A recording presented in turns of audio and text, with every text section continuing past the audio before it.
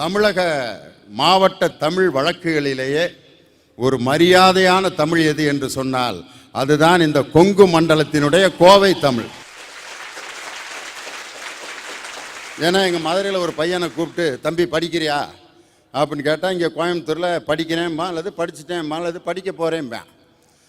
எங்கள் மதுரையில் ஒரு நூதனமான டென்ஸில் பதில் சொல்லுவேன். என்ன தம்பி படிக்கிறியா? அதான் படிப்போம்ல அப்படின்னு. இந்த படிப்போம்ங்கிறது ப்ரெசன்ட் டென்ஸா பாஸ்ட் டென்ஸா ஃபியூச்சர் டென்ஸா தெரியவே தெரியாது. மேடையில் வந்தோன்னே இதைத்தான் பார்த்தாரு டாக்டர். என்ன யாது அப்படின்னாரு. நானா சார் உரம் போட்டு வளர்த்தேன். ஒருத்தருக்கு அவர் வயிறை சொரியவே முடியல. 2 சின்ன பிள்ளைகளை சம்பளத்துக்கு போட்டிருக்கேன். டாய் அப்படின்னு வந்து சொரிஞ்சிட்டு போறாங்க.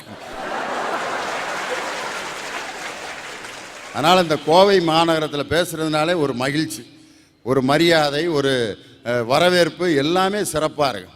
அதனால தான் வந்து இங்கே இருக்கக்கூடிய மக்கள்கிட்ட பேசுவது ஒரு கலைஞனுக்கு ஒரு அற்புதமான ஒரு கொடை.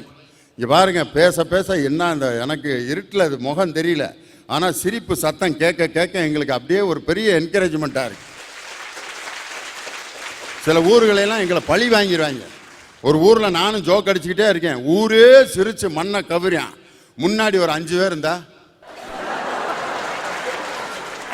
வரலாற்று சிறப்பு மிக்க இந்த கோவை மாநகரத்தில் அற்புதமானதொரு நிகழ்ச்சியை ஏற்பாடு செய்து உங்கள் அனைவரையும் நாங்கள் சந்திப்பதற்கு ஒரு நல்ல வாய்ப்பை ஏற்படுத்தி கொடுத்த அசத்த போவது யாரு குடும்பத்தினுடைய பிதாமகன் என்று சொல்லக்கூடிய அருமையான இயக்குனர் அருமை தம்பி ராஜ்குமார் அவர்களுக்கு என்னுடைய சிறப்பான வாழ்த்துக்களையும் நன்றியையும் இந்த நேரத்தில் தெரிவித்துக் கொள்கிறேன்.